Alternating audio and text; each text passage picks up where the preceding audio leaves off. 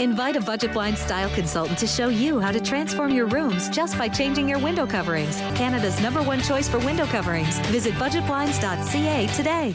Well, as we told you about yesterday, the border city is slowly transitioning from a transient town to a place where more families are calling home. In this final part of our special two-part series, Gerard Lampow looks into why people are choosing Lloydminster and how the local government is dealing with the growth. We chose Canada. Farouk Shiraz came to Lloydminster to work. He's concerned about the oil sector but is making this city home. When I came here in 2009 and I done my courses, safety courses, and I applied oil field and I got a job. John Lass worked in media in the Philippines. He followed a calling to be part of a multicultural church, coming to Lloydminster in 2010.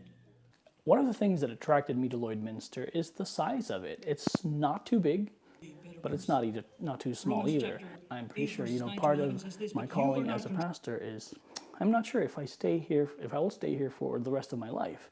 I hope to God that I would, but if God calls me somewhere else, I have made friends here for life.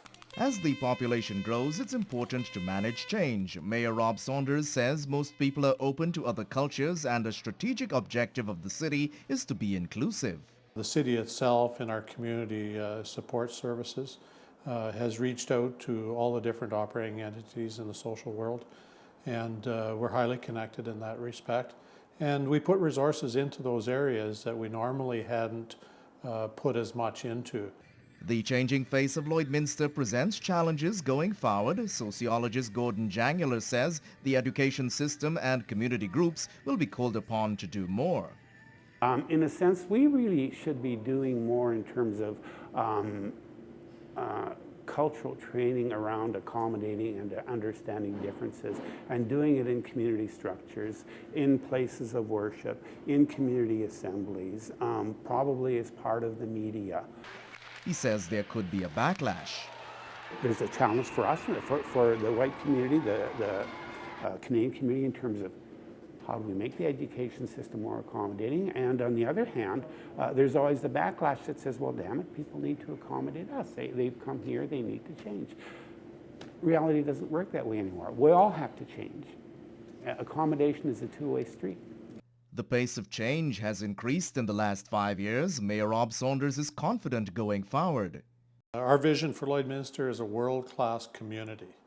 And in a world-class community, we're very accepting and open to anyone that wants to experience the benefits and opportunities that the city of Lloydminster and region has to offer. We have a community here. Gerard Lampow, Newcap News. Agriculture news now. 25 years ago, Lakeland College Vermilion campus took a risk, and today its students managed farm program is one of the most unique in Western Canada. Gerard Lampow has the details in this week's Agriculture Report. We'll pretty much let them run a business plan rules, show us the money. Learning by doing went one step further 25 years ago as Lakeland College broke ground with the student-managed farm program. Cameron Horner was in that first class studying agribusiness. It created my base for my work in the private industry. I mean, it led to my first career, which was, again, as I mentioned, working with producers, buying and selling grains and oilseeds. That's what I did for 15 years. Horner is now a communications specialist in the ag sector. Suggestions come both from the students and industry. We are very well linked with industry, and that comes from the instructors.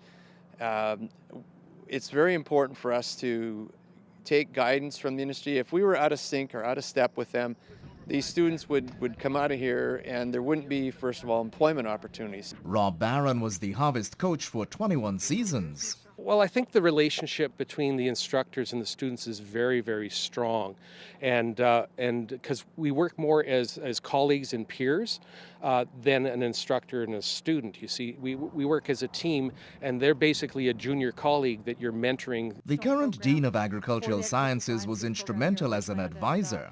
Certainly over those 25 years, we've graduated a lot of students who've entered the industry, and we're really proud of their accomplishments and their experience and expertise, some of which was gained here through that student-managed farm concept. One student was elected to manage the first student-led farm. The instructors do take the kids to different venues, no different than the farmers are going to these.